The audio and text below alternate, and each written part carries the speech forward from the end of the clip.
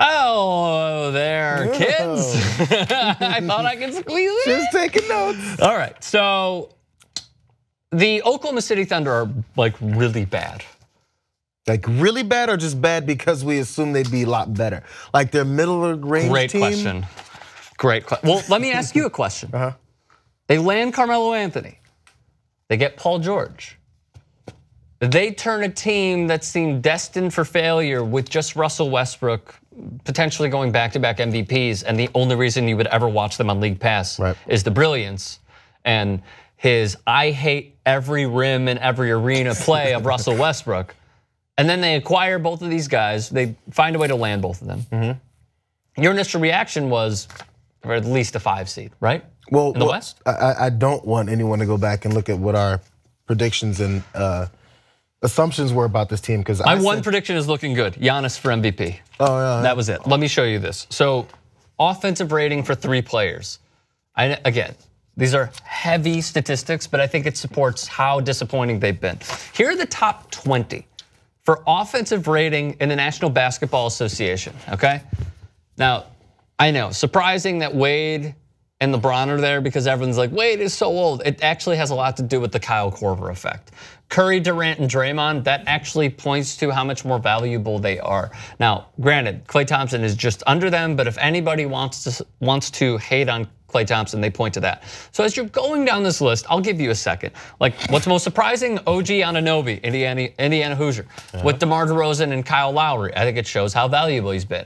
Marcus Smart, surprisingly, it shows how valuable he's been because he's just trying to get in between everybody, be physical, and set the tone for those two as well.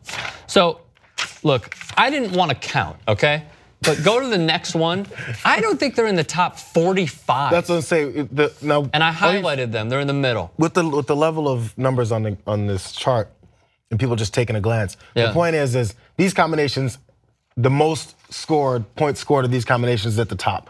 Right. Just look for the blue line and the blue column, and look for OKC, and you didn't see it on the first page. That's the point. Yeah, that's what I was saying. Nothing.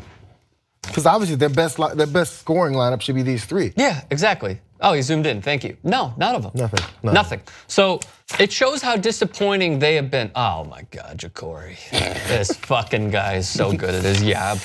So it goes to show how disappointing they have been that when you think of Carmelo Anthony, right? Paul George, Russell Westbrook. Oh, Sam Presti pulls magic out of his ass in the offseason. Gets Carmelo on a 1-year deal, Paul George on a 1-year deal. Potentially they make the playoffs, they go to the Western Conference Finals. Magic can happen even that much more.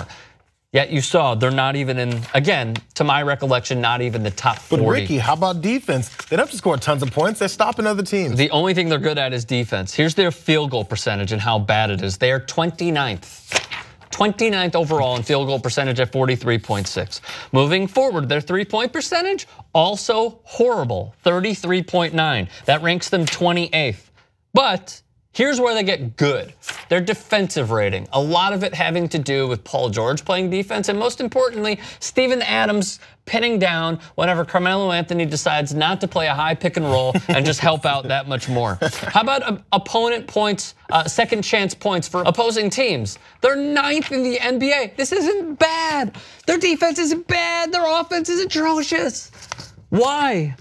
Help me with the understanding these numbers. Why is their offense horrible? Again, so these are the second thing that's gonna be flying in my face of being wrong, and I don't like being wrong. One of them being the Carmelo effect and the way it may work in OKC, because I feel like he was inspired a little bit to play with a couple superstars. Yeah. A new big 3, and it's not working out so far offensively. The other part of this being, it has a lot to do with Carmelo. It does. Like that's what it is. If you watch any of the games, he is killing their offensive mojo, killing. But this is and he's not hitting. That's the other thing. If he were to hit, half is tough because like then you're a Hall of Famer in like one season. But if he's even hitting 15% more of his shots that he's taking, 10%, 8%, it would help them that much more. He's old. Like what I'm saying, he's old. He has no elevation. He's not embracing contact anymore. Not that he really ever did. He would yell in order to get the foul when he was in New York and Denver. Denver, he was more physical. He was also bulkier and younger. But what I'm seeing right now, there's no elevation in his shot whatsoever. He's not really attacking, and he's just not scoring. If he scored, then they would be in a better position. The system needs to change. So that's what I'm saying. I thought they'd be able to. So you're blaming Billy Donovan. I thought they'd be able. Now I don't know what's going on in the locker room. I don't know what the mentalities are, who's butting heads, or who wants this and isn't getting it. Of course, I have no idea. We won't know about that for years. It's hard for this to really come together if everyone doesn't buy in to whatever the system is. Maybe the system sucks and they shouldn't buy into it. But the system last year was give the ball to Russell, let him try to kill the rim, and then when he can't kill the rim, kick out and find other people that can maybe score. Many of them couldn't. So this should have been the same approach, except Paul George and Carmelo needs to kind of take a back seat and go, we'll be those guys that are release valves. So take this, they made the playoffs with nobody last year. And I don't mean to demean, I hate when people say things like that. Nobody last year, except for the MVP on their team. Now they have two guys who can score, they're scorers, and they should be able to be release valves. But I don't know if now either it was asked for or Donovan thinks it needs to be this way. They need to be dual primary options. So here's what I'm looking at. Or a trio of primary options. Off of NBA.com, here are the 3-point percentages for guys who shoot threes. Andre Robertson, you literally leave him alone, and I like Andre Robertson a lot. He just needs to improve his 3-point shooting. It's evident, it's as clear as day. He is at, I just lost my page. He is at 22%. Jeremy Grant, who's actually turning into an okay player, 26%. Russell Westbrook, 31%. Raymond Felton, 33%. This is me rounding up. Carmelo, 34%. Patrick Patterson, who's usually better, 35%. Alex Abrinas doesn't really play that much, but 36%. Paul George is the only okay one, and he's at 41% if I'm rounding up.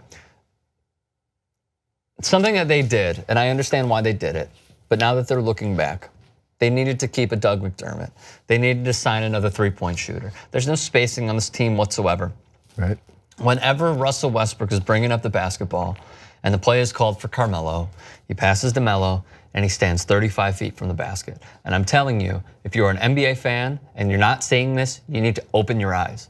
Because this team is not only, it reminds me of the Broncos. Like not only are they incredibly disappointing, but it seems like at this point, it's still solvable. This is how I felt about the Broncos a few weeks ago. It's still solvable. It's just frustrating to see a team like this not fulfill their potential when we all know how good of a team this is and how good they are individually. It makes them easy to defend. So again, you got to use the youth explosion that is Russell Westbrook, and then the old man of Carmelo to sit out there. He can spot up and shoot those. Everybody knows he can shoot 3-pointers.